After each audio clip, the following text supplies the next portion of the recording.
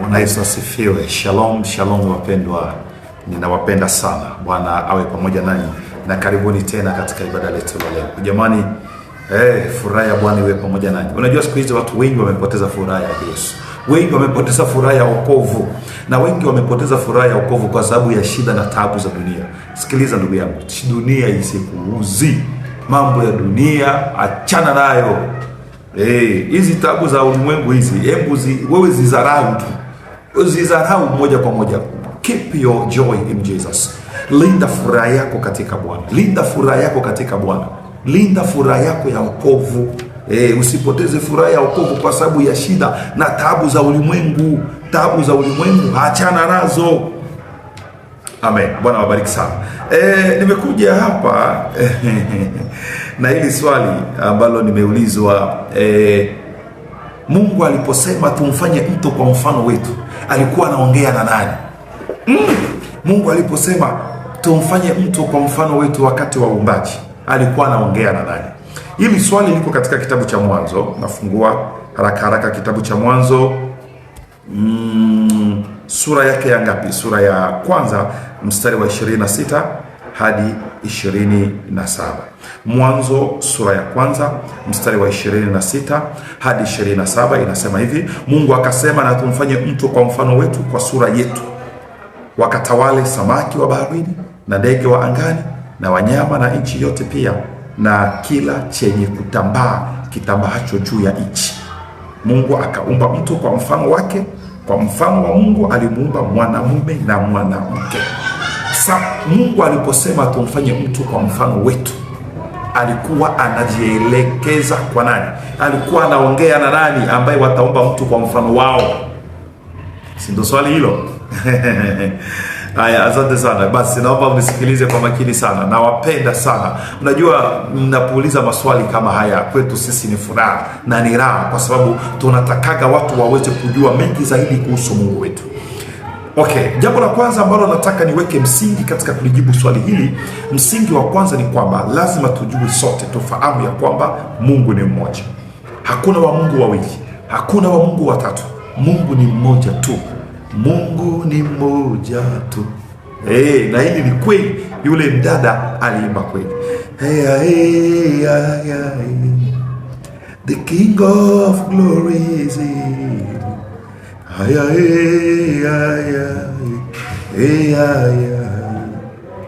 Easy. Mungu ni mmoja tu. Kumbukumbu la Torati 6:4. Maandiko yanasema, naingia katika kitabu cha Kumbukumbu la Torati sura yake ya 6 mstari wake wa 4. Sikiza Israeli, Bwana Mungu wetu, Bwana ndiye mmoja.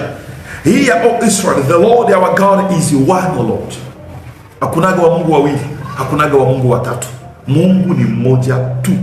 Naongoza katika kitabu cha Isaya 43 mstari wake wa 10.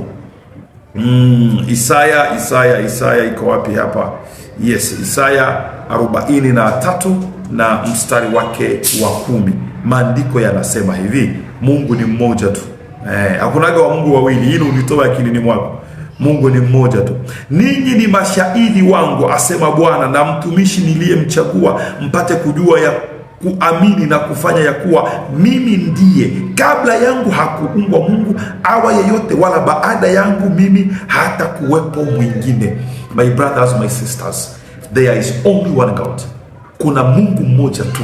Il y a un seul Dieu. Ule mwene ombe abecha amo amala. Kwa hiyo hakuna wa Mungu wawili, hakuna wa Mungu watatu, hakuna wa Mungu wa nne. Imana aliumwe. Mungu ni mmoja tu. Abecha ale amo.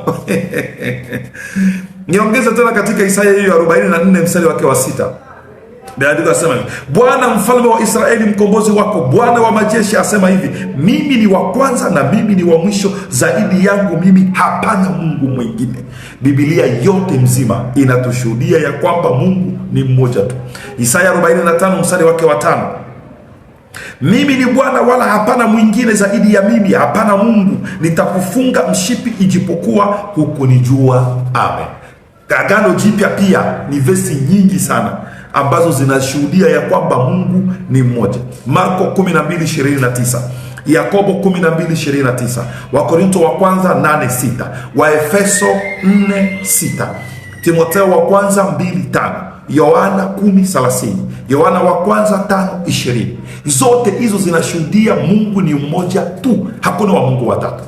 Baba, Mwana, Roho Mtakatifu sio wa Mungu wengine. Ni ofisi za huyu Mungu mmoja.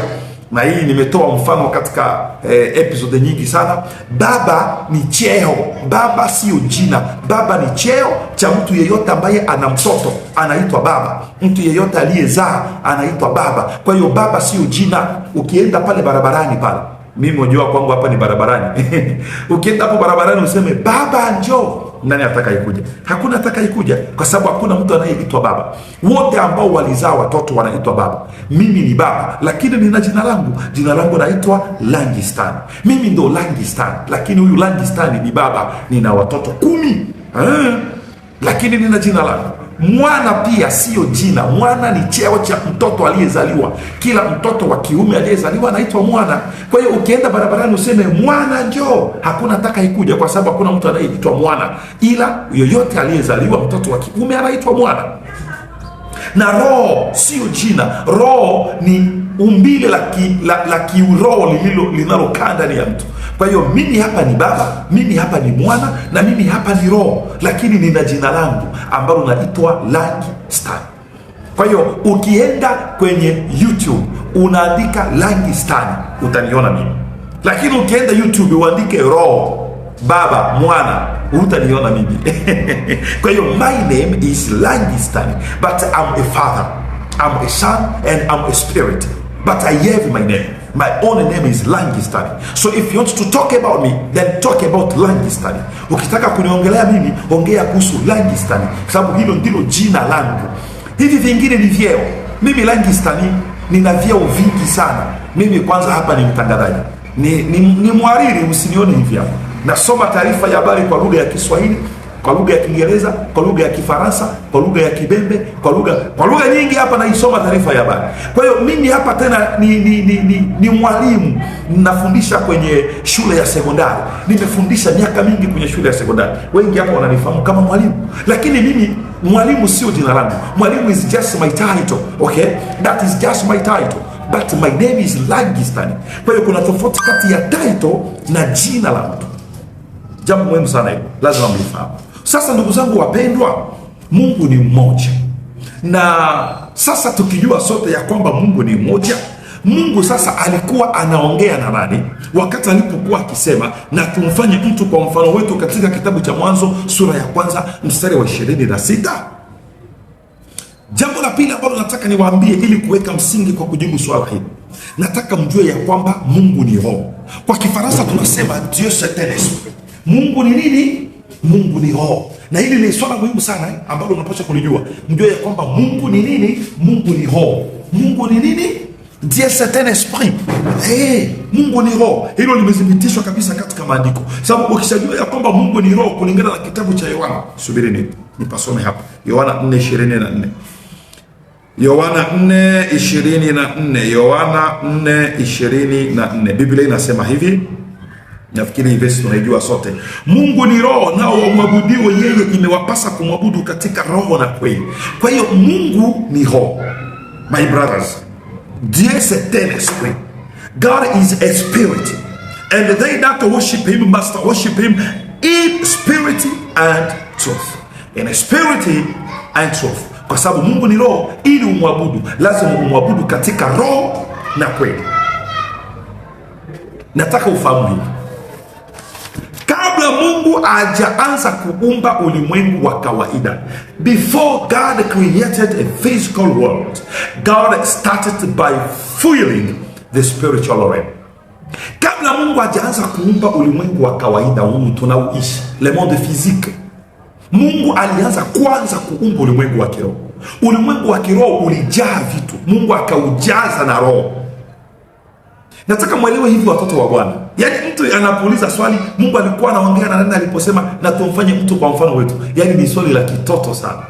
Kwa sababu ulimwengu wa kiroho ni mkubwa na ni mpana kuliko ulimwengu wa kawaida. Huu ulimwengu wa kawaida tunaouona ni ulimwengu mdogo sana tena sana. Ulimwengu wa kiroho ni mkubwa sana kuliko ulimwengu tunaouona.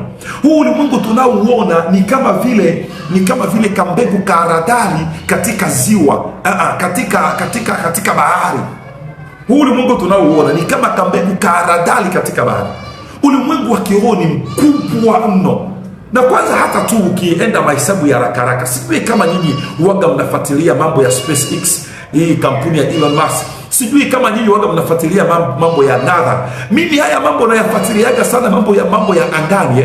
Na walipotuma hii Stamis 2, mimi nilifuatilia, nilikuwa hapo nafuatilia.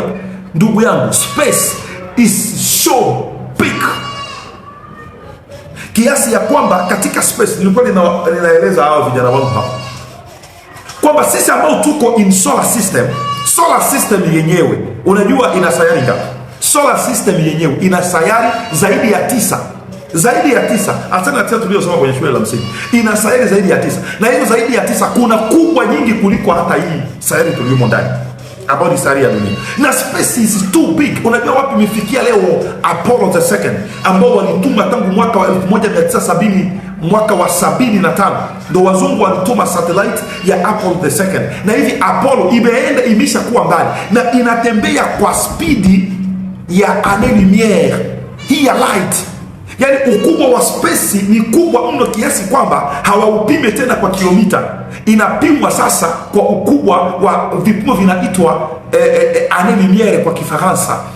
Année-lumière kwa Kiingereza nafikiri itakuwa hii ya light. Na unajua mwaka mwanga mmoja ni kilomita ngapi? Mwaka mwanga mmoja unajua ni kilomita ngapi? Sasa imagine iko kwenye zaidi ya mwaka mianga 10,000. Sasa hivi Apollo imeenda zaidi ya mwaka mianga trilioni 1. Sasa unaona space iko kubwa kiasi gani sasa? Na ukichukua sekunde mwanga moja uibadilishe katika kilomita, ni kilomita nyingi sana. Sekunde mwanga moja ni kilomita nyingi. Sitaki kwenye hizo hesabu hapa nisiwachanganye. Sasa kama sekunde mwaka mwanga mmoja ni kilomita nyingi, hebu imagine sasa hivyo space ni kubwa kiasi gani? Na tunaposema mwaka mwanga tunasema ni spidi ya nguvu za mwanga kutoka kwenye jua kufika kwenye dunia. Ndugu zangu, sitaki niwachanganye na hesabu nyingi hapa za kisayansi, lakini ninachojaribu kuwaambia ni kwamba dunia hii tunamoishi ni kitu kadogo sana. Mungu aliumba vitu vingi katika ulimwengu wa kiroho kabla hajaumba hii dunia.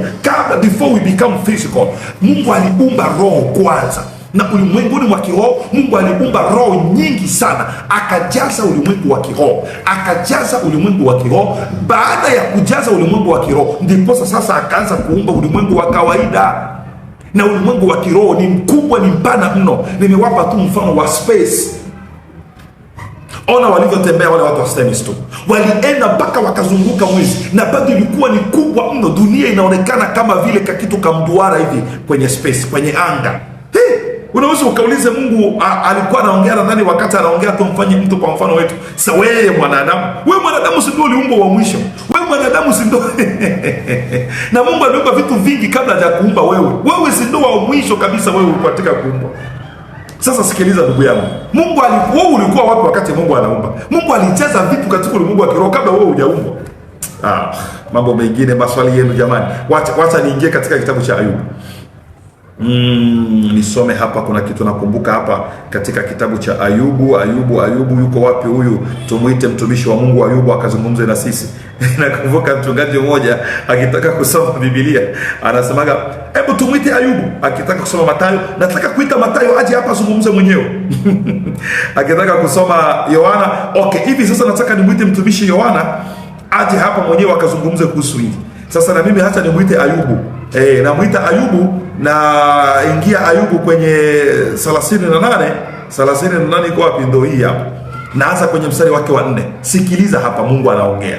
Ulikuwa wapi nilipoiweka misingi ya nchi? Haya, sema kama ukiwa na ufahamu. Mungu anaambia mwanadamu, wewe ulikuwa wapi? Uwe teti. Ni nani aliyeamrisha vipimo vyake kama ukijua? Au ni nani aliyenyosha kamba juu yake?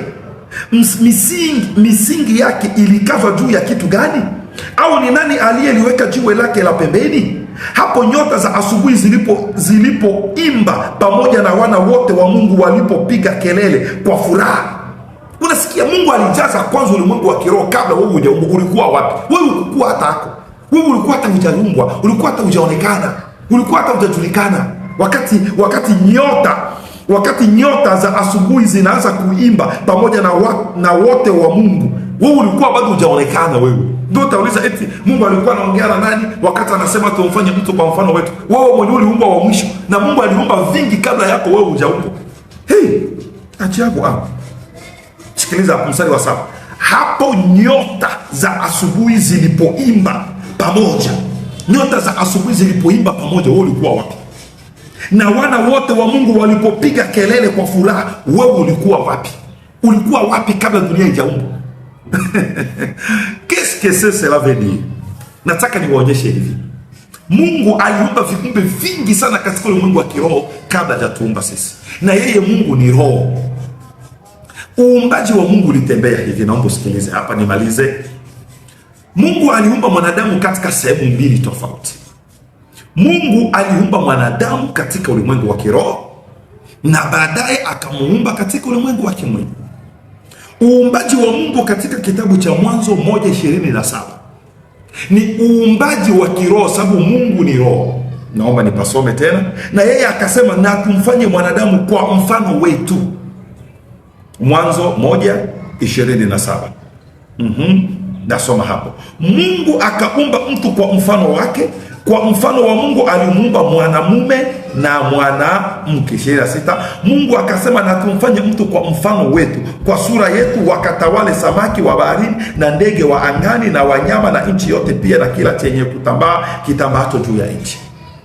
Na Mungu ni roho. Kwa hiyo Mungu aliposema tumfanye mtu kwa mfano wetu, ina maana Mungu aliongea na roho, sababu huyo mtu wa kwanza aliyeumbwa alikuwa mtu roho. Je, Mungu aliumba kwanza mtu roho.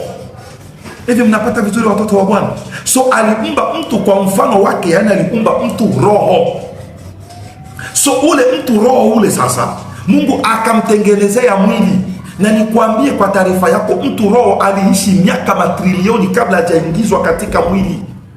Ina maana mtu roho alikuwepo, aliishi, akaishi miaka, ndipo sasa Mungu akaja akafanya Mwanzo 2:7.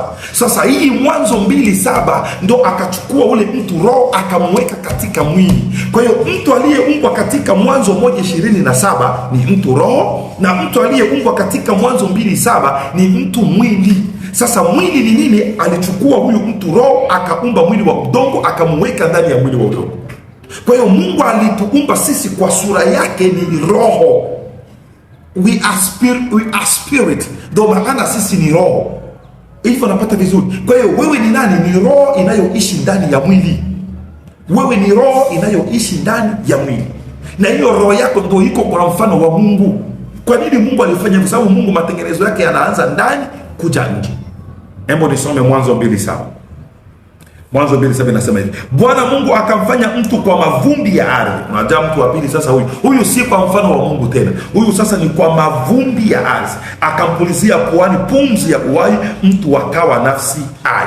Hiyo pumzi ya uhai ndio ule mtu wa rohoni aliyeingia ndani ya mavumbi ya ardhi. Ndio mtu akawa nafsi iliyo hai.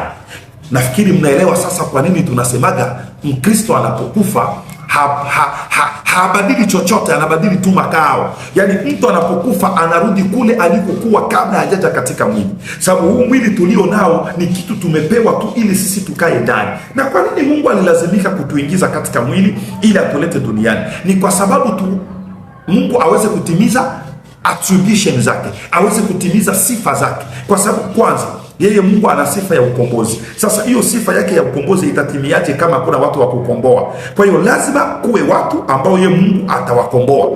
Mungu ana sifa ya kuwa mponyaji. Ataponyaje watu kama hakuna miili ya kugonjwa? Mungu anataka atufanye sisi kuwa washindi. Tutakuwaje washindi kama atukupigana vita ili tuvishinde? Kwa hiyo Mungu alitupitisha katika miili ili atimize sifa zake yeye, kwa sababu yeye ndiye Mungu, anaamua vile anavyotaka. Ndio maana alituweka katika miili na tukaja katika dunia hii ya wanadamu, tukaanza kuparangana tunavyoparangana, kutukanwa, kutafuta chakula, kujenga manyumba, nini, vita, majaribu, ili mwisho wake tuonekane kuwa washindi. Utakuwaje mshindi kama ukupigana? Mungu ndiye aliyetaka sisi tuingie katika miili ili leo tuje tuhubiri, wamoja wawe hivi, wengine wawe vile. Kwa hiyo tulikuweko kabla tuingawa katika hii miili ya udongo. Na mimi hapa kwa mfano nikifa, ninarudi kule nilikokuwa kabla sijaja katika mwili wa udongo. Kwa hiyo hamna lolote ambalo litakalobadilika. Watabaki na huzuni tu hawa wataka wabaki duniani. Lakini mimi naenda nyumbani, naenda kule nilikokuwa, naenda kukaa na Baba, naenda kukaa mahali nilikokuwa kabla sijaja katika hii dunia ya shida na taabu. Hii dunia hamna lolote, ni shida na taabu. Ayubu amesema hivyo kwamba mwanadamu aliyezaliwa na mwanamke maisha yake yote ni shida na tabu, lakini kuna mwanadamu mwingine aliyezaliwa na mwanaume ambaye maisha yake si shida na tabu, na huyo mwanaume si mwingine, ni Bwana wetu Yesu Kristo. Nimejibu swali lako kijana Peti, nimejibia swali yako Mungu alikuwa anaongea na nani wakati aliposema tumfanye mtu kwa mfano wetu katika kitabu cha Mwanzo 1:26? Mungu alikuwa anaongea na viumbe wa kiroho. Mungu alikuwa anaongea na malaika. Unasikia dogo? Mungu alikuwa anaongea na malaika sababu malaika pia ni viumbe wa kiroho. Mungu aliujaza kwanza ulimwengu wa kiroho kabla hajaujaza ulimwengu wa kimwili. Ulimwengu wa kiroho ndo ulianza kwanza kujawa na viumbe wa kiroho. Sisi wanadamu tulikuja kuumbwa mwisho. Ina maana kabla sisi kuumbwa kuna vingine ambavyo viliumbwa katika ulimwengu wa kiroho kabla yetu. Maumbile ya kiroho ni vingi viliumbwa katika ulimwengu wa kiroho kabla sisi kuumbwa. Kwa hiyo Mungu akatuumba kwanza katika ulimwengu wa kiroho. Huko ndiko ambako Mungu aliongea na viumbe wengine wa kiroho ili sisi tuonekane. Nafikiri umenipata vizuri. Mungu aliumba malaika, aliumba nyota, aliumba jua, aliumba miti, vyote hivyo katika ulimwengu wa kiroho kwanza. Alafu Mungu akaongea na vitu vyake katika ulimwengu wa kiroho wafanye kitu kingine cha kiroho ambaye atakuwa mwanadamu. Ndio wakatuumba sisi. Baada ya sisi kuumbwa katika ulimwengu wa kiroho ndio tukaja tukadhihirika katika Mwanzo 2:7. Abona atendee sana. God bless you. Thank you very much.